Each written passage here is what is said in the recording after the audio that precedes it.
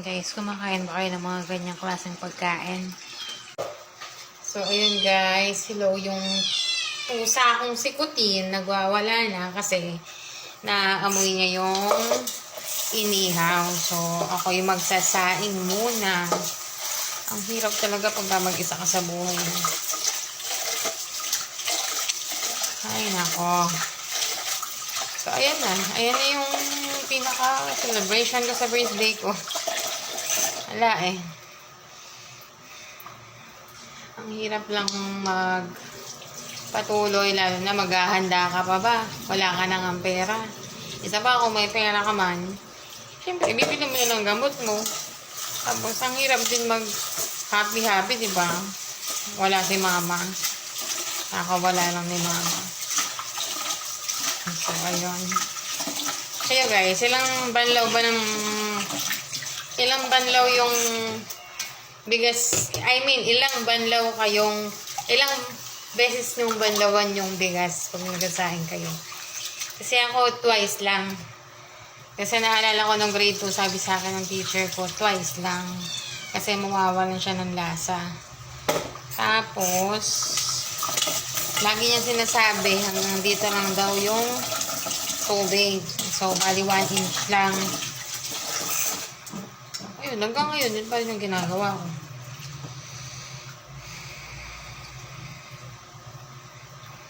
Okay na siguro yan. So, wait lang guys ha. Balik ako sa inyo mamaya. So, hello mga beshi at mga katimaro po. Nasira yung electric fan ko na isa. Ito, oh. Yung ginawa ko nakaraan. Ayan, nasira siya. So, ililipat ko yung mga hose para sa DIY air cooler. Kasi sa panahon ngayon mga beshi, yung electric fan, mas mainit pa yung buga kaya sa ulo ko mga beshi. So, hindi tayo pwedeng hindi gumawa ng DIY air cooler. You know what I'm saying mga beshi? So, ayun. Bumigay na. Sabagay, tao nga bumibigay. Gamit pa kaya, di ba?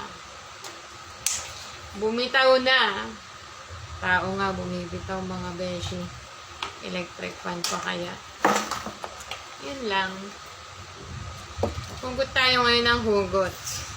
Kasi mahirap ang mag-isa sa buhay. Buti na lang yung Janakis ko. Nasa kanyang pader. Sa kanyang pudra. Kasi, since nung thyroid storm ako, last year, sinabihan ako ng doktor na bawal muna ma-stress. So, alam niyo na guys kung bakit ako single. Bawal ako ma-stress. Kay Kutim nga, stress na ako, saka sa sarili ko, tapos kukuha pa ba tayo, diba? So, ayun. Inilipat natin siya ngayon dito sa isang fan, ng electric fan dito. Kasi yung isa bumigay na. Bumitaw na. Hindi niya na kinaya. So, ayun. May masabi lang. Asan na ba yung mga binili kong tire wire? Hanapin niyo naman ako maghanap mga bestie. Wait lang, balik ako guys. So, ayun mga beshi, mga katimaro po, habang ako'y nagsasaing, ginagawa ko muna to. Kasi, sa totoo lang, napakainit dito. Kaya, hindi po pwedeng wala kang ganite.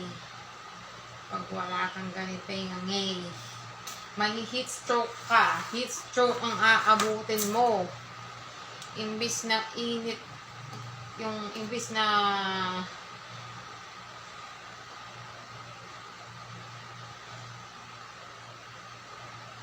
init ng pagmamahal na galing sa tao yung makukuha mo, wala. Init ng panahon ng makukuha mo, matitegi ka ng maaga. Kaya, ayun. Dahil wala tayong budget, pambili ng aircon, magtiyaga tayo sa ganito. Kaya naman eh. Tsaga-tsaga lang. Hintay lang tayo. Di naman laging ganito yung buhay. Makakaraos din tayo, mga beshi. Diba? Makakaraos din tayo. Matatapos din to. Matatapos din tong paghihirap na to, mga beshi.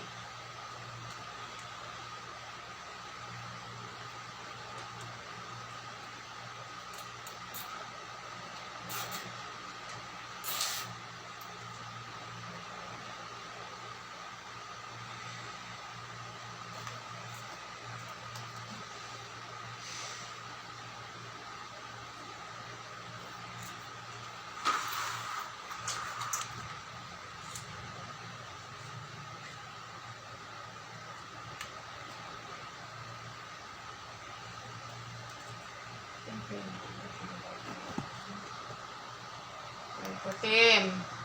Naku, putim. Malalaglag yung cellphone ni Mami. Tingnan niya siya, oh. Nagpapapansin. Ben ka, baby. Malalaglag yung cellphone ni Mama.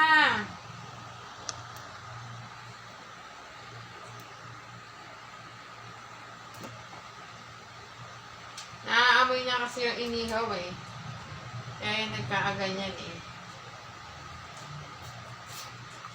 Kung hindi niya lang naaamoy yung inihaw, kanina po wala, nasa kapitbahay na yan. Sa putim na yan.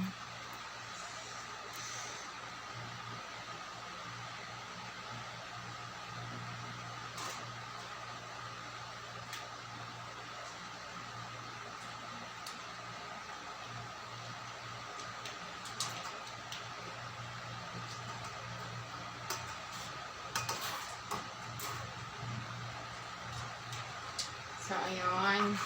Ayan na siya. Ito na ba? Siguro ko naman sa inyo last time kung paano gumawa, diba? Siguro naaalala niya pa. So, ito naman. So, ito dito ko siya ilalagay. Ito yung nakababa. Apat lang ba yung binili ko? Diba 6? Why Shiba? Apat lang yung nabili ko, beshi. Paano to? Walang hose na My God, beshi. Walang hose. So, paano ko to ilalagay dito eh? Gawan na lang natin siya ng paraan.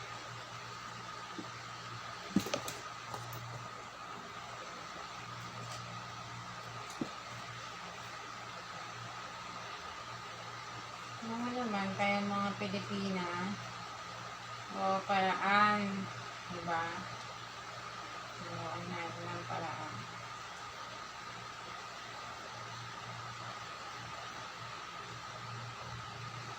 Sana mag-work. Di katulad nyo, di kayo nag-work, diba?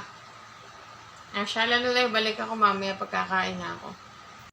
Hindi siya nag-work, mga bestie. So, bukas ko na lang siya itatry ulit, mga beshi. Sana malamig pa rin yung hangin, no? Sana yung hangin lang yung lumamig, hindi katulad ng, hindi yung pagsasama nyo. O siya lalulay at ako'y kakain na, mga beshi.